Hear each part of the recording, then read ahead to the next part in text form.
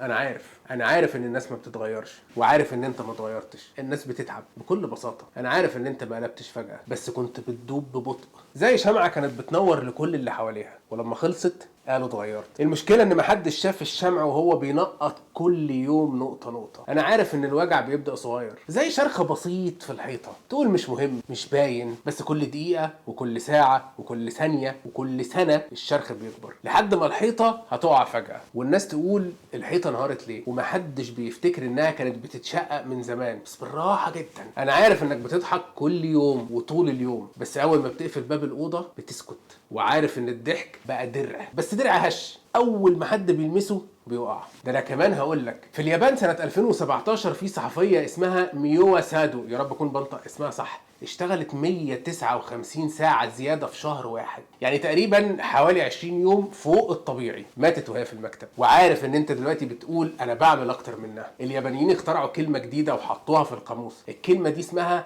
كاروشي، وبرضه يا رب اكون بنطقها صح. كاروشي يعني الموت من الشغل، بس احنا هنا ما بنسميهوش كده، احنا بنسميه تعب نفسي، وبنتكسف نقوله وبنعدي. انا عارف اننا جيل ما بيموتش حقيقي في مكاتبه، احنا جيل بيضحك عشان بيخبي، عشان لو سكت الناس مش هتسيبه في حاله وهتسأله مالك، وهو عارف ان مفيش حد بقى مهتم يسمع، هم بس عندهم فضول يعرفوا. زمان لما كان حد بيتعب كان بيحكي وش في وش، كان بيعيش التجربة الإنسانية بجد. دلوقتي بقينا نحكي الشاشات زي ما أنا بحكي لك دلوقتي، نستنى قلب أحمر أو كومنت، قوة، حاجة تدينا حتة من الأمل، بس التفاعل الحقيقي مات من يوم ما الوجوه اختفت. ده انا كمان هقول لك ان سنه 2023، يعني من سنتين مش من كتير، تقرير عن مؤسسه جالوب بيقول ان 44% من الناس في العالم حاسين باحتراق نفسي كل يوم، وانت منهم، وان 70% من جيلنا بيتصنعوا ان هم كويسين وهم من جوه بينهاروا بس بصمت، وغالبا برضو انت منهم. انا عارف شكل جيلنا كويس، جيل بيدفع الاف الجنيهات عشان مدرسه كويسه، ومئات الالاف يروح لدكتور نفسي عشان يقول لنا ازاي نداوي الجروح اللي احنا عملناها في نفسنا. جيلنا جيل بيشتغل على الاقل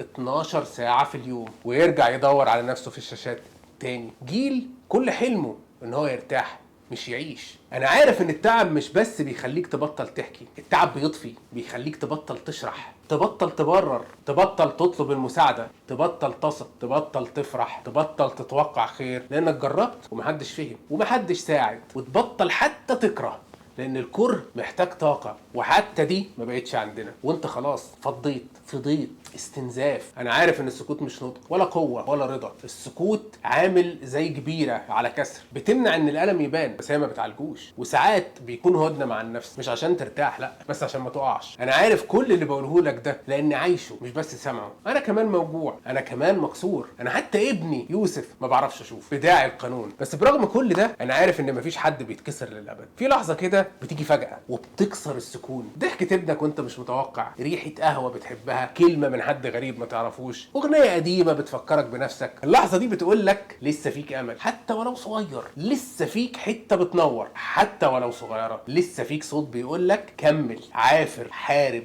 ما تسكتش. احكي حتى لو محدش بيسمعك، احكي عشان التعب لو اتكتم هيتحول لصمت، والصمت هو اول خطوه في الموت البطيء. احكي وما تسيبش حد يقول لك انتوا جيل بايظ ولا جيل متدلع، ولا حد يقول لك وانا قدك كنت بعدي المانش على رجلي، ولا برفع المقطم على اسناني، ولا باخدها من مصر لاسكندريه الصحراوي جري عشان اذاكر، او يحكي لك عن بطولات خياليه وهو نفسه مش مصدقها. لان الحقيقه احنا مش جيل بايظ، ولا الجيل اللي تحتيه من جيل بايظ، احنا جيل شايل الطين لوحده وبيعافر عشان يكمل من غير ما حد يسقف له ومن غير جمهور، لان كل حاجه بقت فيرتشوال، ما بقاش في حاجه حقيقيه. كمل، ما تسكتش، احكي، دايما خليك تحكي، خلي التعب يسمع صوتك قبل ما يدفنك في صمتك. احنا كده كده عايشين، فليه نعيش في كتاب؟ وما تخليش حد يزايد عليك، عشان الفتره الاخيره دي كل الناس بقت داخله لبعض بمسابقات، تقول لحد انا تعبان يقول لك انا تعبان اكتر منك، تقول لحد انا بشتغل 8 ساعات يقول لك انا بشتغل 9 ساعات، تقول له طب انا بشتغل 9 يقول لك انا بشتغل 10 ساعات. فانسى الناس دي وعيش حياتك واعمل اللي يبسطك، مالكش دعوه باي حد، لان كده كده اي حد هيعيش عشان يرضي الناس هيموت من الهم، والناس عمرها ما بترضى. لو شفت نفسك في اللي انا قلته او شفت صاحبك ابن الكئيبه في اللي انا شفته، اعمل له منشن واعمل شير. السلام عليكم.